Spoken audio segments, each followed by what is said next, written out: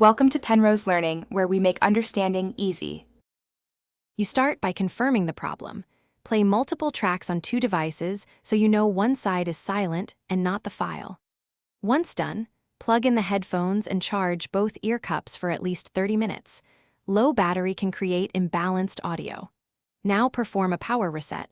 Hold the digital crown and the noise control button together for 15 seconds until the LED blinks. This clears transient Bluetooth glitches and reinitializes the internal audio routing.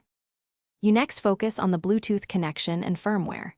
First, forget the AirPods Max on every paired device and reboot those devices so cached profiles drop. Once rebooted, repair the headphones right after the reset. Listen for stereo tones and verify left and right respond correctly during a short test track. Make sure the AirPods Max stay near an iPhone with Wi-Fi and power overnight to receive any pending firmware updates. Firmware often fixes asymmetric audio bugs. You now inspect hardware. Remove and reseat the ear cushions because a loose contact or cable under the pad can break one channel. Gently press along the driver perimeter to reseat connections.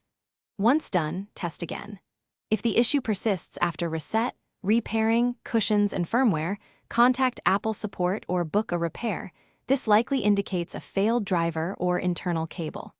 As a temporary workaround, enable mono audio and accessibility so you hear both channels until repair is completed. Thanks for watching. If this was helpful, leave a like and consider subscribing. See you next time.